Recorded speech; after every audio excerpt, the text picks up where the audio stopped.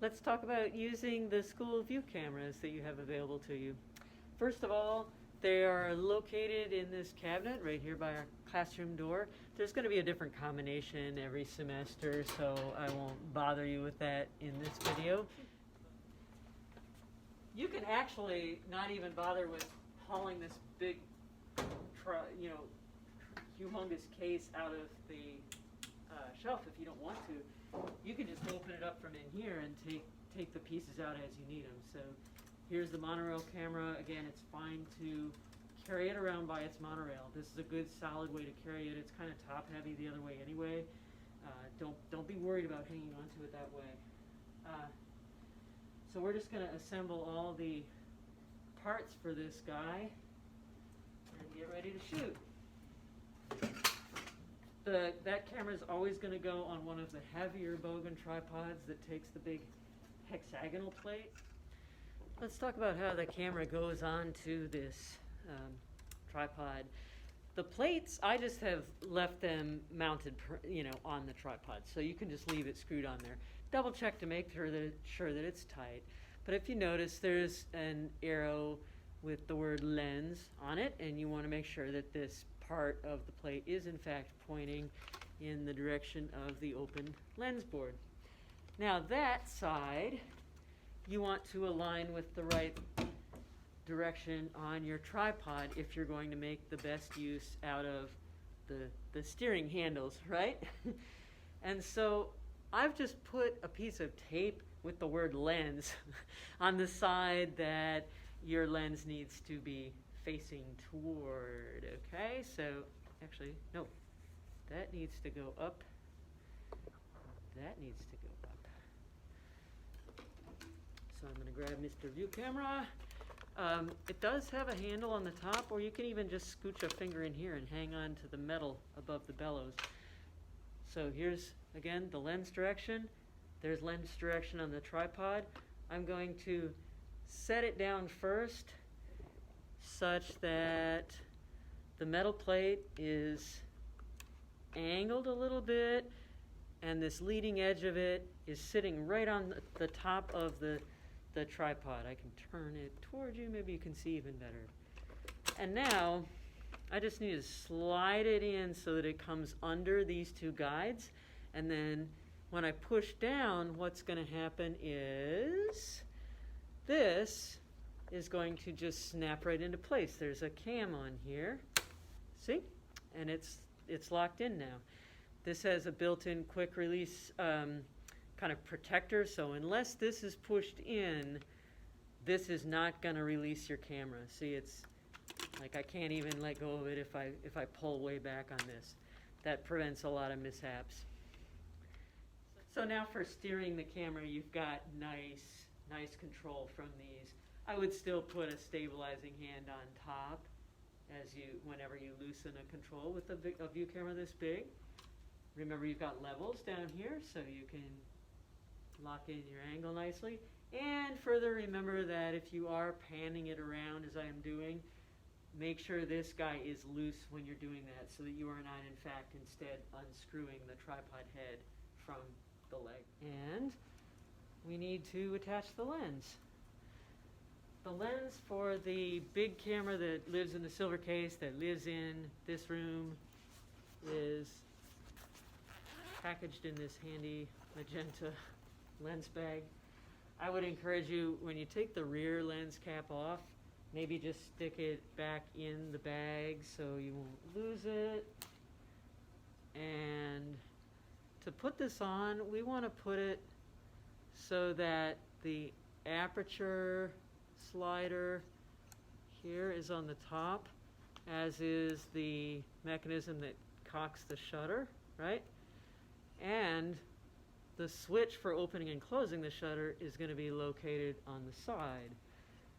So this is a perfectly square lens board. It could go in any direction, but conventionally we want to cock the shutter from the top, know that the open and close of the shutter is right there. Now we're going to go ahead and take the front cap off, store all that in the bag. If you need, I do have a little microfiber cloth in here. Ideally, no one's wiping their hands all over the lens, but just in case, please do clean it with the right thing, not your shirt or something. So the lens, it's this little sliding mechanism that's going to lock it into place. So when it's up, that piece is loose. This has a little flange, a little raised edge that's going to insert in the bottom first, and then you're going to place it in there and slide this silver colored bracket down. And just like when you mounted the camera on the tripod, just give it a little tug and make sure it's not going to fall off when you let go. So there. Now we just need to bring this to zero position, and we do this by just slightly loosening these two set screws down here. Let me lower that camera and give you a better angle. We're going to lower those loosen those set screws a little bit, and then squeezing on this silver bracket here, I can pull the bellows out a little bit, and I can do the same with the front bellows. Now from there, if I turn it around, you will be able to see you do have a gear-driven adjustment for both the rear standard and the lens board, the front standard. So when you're focusing, you're going to want to use those things, right? Because they're more precise than dragging it back and forth like that. Additionally, I'm going to remind you that for really precise work, if I'm focused on my hand right here, if I try to fine-tune focus, I am now changing the distance between my subject and the lens. That's not very useful. If I really want to quickly come into focus accurately, it's going to be better to adjust the rear standard's distance, right? So the lens and the subject are staying the same distance apart. So let's look at setting this guy up. When I want to focus this camera, I need to be able to see through it, right?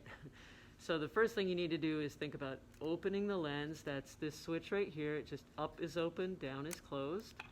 And then the aperture, which is the little white plastic slider with the arrow on it, needs to slide all the way to the brightest opening. And you will know if you have the brightest opening or the dimmest opening as soon as you duck under that dark cloth. That's pretty bright. Yeah?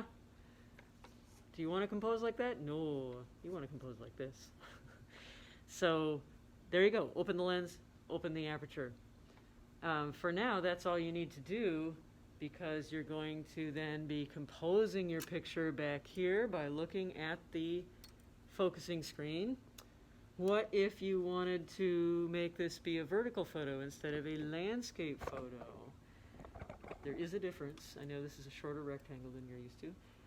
On this camera, you just flip this little guy, and that loosens the back so that it turns, and then it will click in. And now when I put the film holder in, it's going to come in from the top, and I'm going to get a portrait format shot as opposed to a landscape format. So once again, it's just this little slider that flips. So that's all good. I would be ducked under the dark cloth to do this. The dark cloth, zoom you out here, is generally most easily used where you put it over the camera first. Don't put it over the lens, just the camera body. And then you can duck underneath. Everything's going to come into focus pretty quickly once you get close.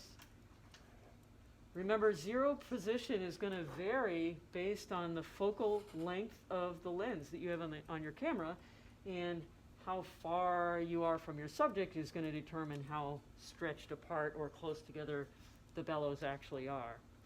So again, I should turn this way. Using these little guys for your fine-tuning adjustments is good. Let's say you want to use some camera movements. The most common one probably is rise and fall, because maybe you're taking a picture and you just want a little more foreground or a little more background.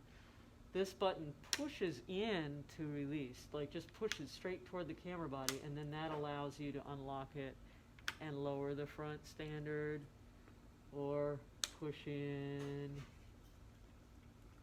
and raise it to raise the front standard. When you're done, when you're putting this camera away, please remember to put everything back to 0 position. How do you know what that is? See how this lens board is sticking up right now? Let's say you had it even farther. When I go to fold this camera up, these bellows aren't going to close into one another like they should. So I want to make sure I just lower this front standard back to being even. I think that's logical for you. You would have gotten that, but it's helpful to have it pointed out. A little reminder. So that's rise and fall. The other thing is tilt. Just loosen this, and now your lens board will tilt forward and backward. A really common one, if you're taking a landscape photo or a photo where something in the foreground is closer than something up high in the background, is to give it a little forward tilt like that. And of course, the same movements exist on the back. Then you also have at your disposal the ability to shift the lens, meaning slide it from left to right. This is how we can get a photo in the mirror without the camera being in the mirror. And so the control for that is, wait for it, Clumsy Video 101, right here.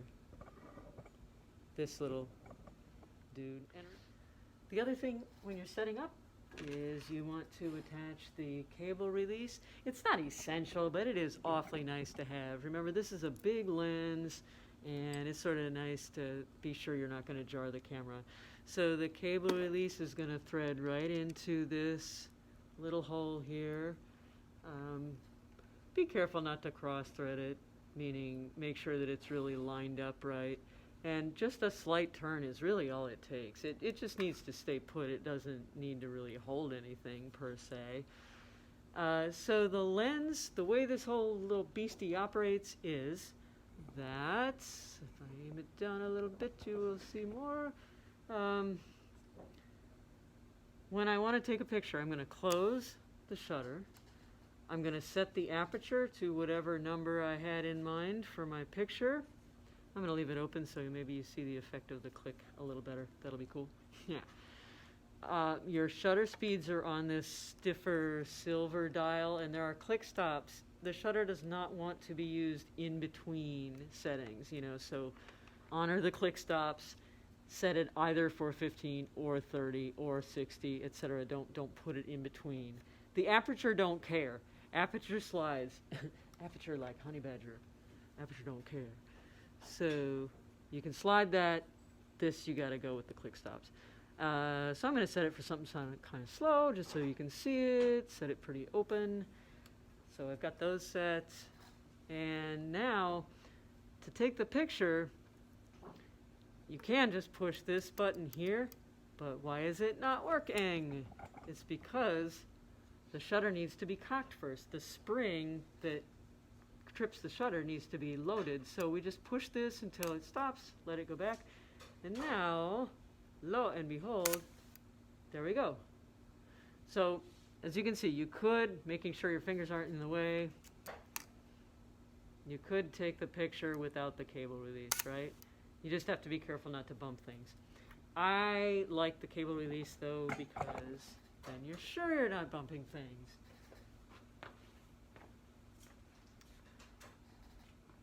So I would get my picture all arranged. Let's talk about some of these longer settings in case you're shooting indoors or in low light. You have a set of shutter speeds just like what you're used to. Doesn't go as high though, right? This is a leaf shutter, meaning it's going like that. It's not a focal plane shutter like your SLR where it's a curtain that goes across.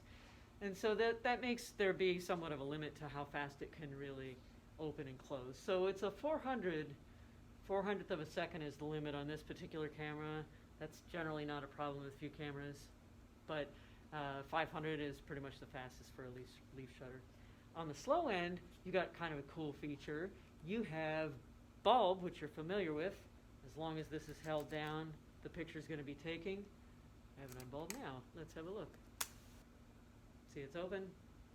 Move my thumb. It's down. Now, if you needed a really long exposure and you don't want to sit there, You could use the locking mechanism that's present on a lot of cable releases, this one being one. So with this little part unscrewed, now when I take a picture on bulb, you see it's staying open until I come back and do that. So that's a feature of the cable release. Well, what if you don't have that kind of cable release? What if you don't have a cable release at all? You could set this not for bulb, but for T, which is for time. And now when I cock the shutter, the first click opens the shutter, and now I can just walk away, and I can come back, and the second click closes it. So cool. The best. It's the best. So that would be really handy too if you didn't have a cable release, yeah? What if you just needed a long exposure, you don't have a cable release to lock down or do any of that stuff, you don't want to jar the camera? Well, set it for, if it's a fairly long thing, set it for time like that. Cock your shutter, just touch this, that opens it up, then get your hands away from the camera, and when it's time to stop, click it again.